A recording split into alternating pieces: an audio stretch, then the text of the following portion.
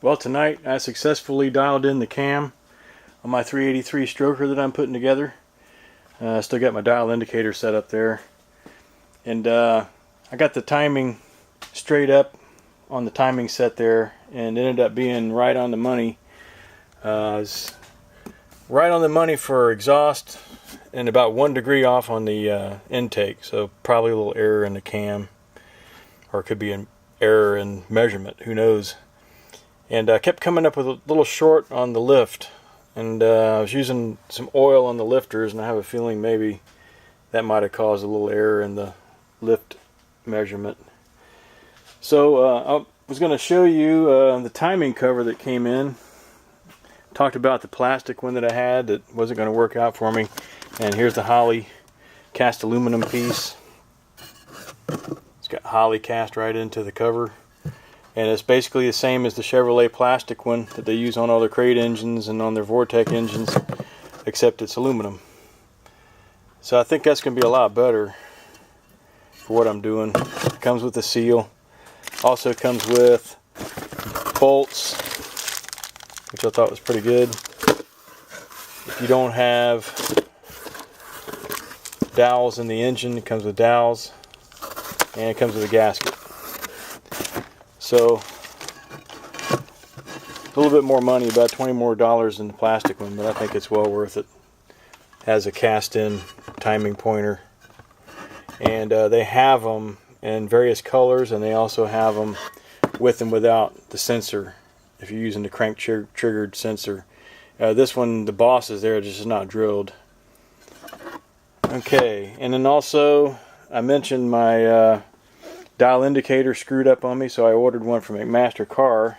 Of course, they don't tell you what kind they are, but this one ended up being a Fowler, and it comes with the base, magnetic base. Comes in the case. Worked out pretty nice, so I like it. Worked out fine. Here, we'll get a better look at it. It's mounted here on the engine. Pretty good. It wasn't too much either. I think it was like $109 for this whole setup here. And of course I did have to buy some extenders. They don't come with extenders, but it did come with a pointer. So I needed the extender to get it up so I could see it while I was turning the engine. And that thing worked out pretty nice. McMaster-Carr has some really nice stuff and have a great website. Alright, so tomorrow I'm probably going to get into doing some piston to valve clearance checks. So I'm going to mock up my cylinder heads, and I'm going to use some checking springs. I'm just going to mount the heads on the engine, just mock it up and take the intake and exhaust springs off of the #1 cylinder and put on these checking springs, and then rotate the engine. And with my dial indicator, I'll check and see what my piston to valve clearance is. I'm expecting it's going to be fine because the lift on the cam is not all that much. I have the cam specs right here. We'll take a look at the cam specs here. It's an Edelbrock 2209, made for roller blocks. The lift at the valve for the intake is 462, and at the exhaust is 479. And the duration at 50 thousandths lift is 212 intake, 222 exhaust, and it's ground on 112 degree lobe separation, which I'm expecting this is going to give me plenty of low end torque and a fairly smooth idle.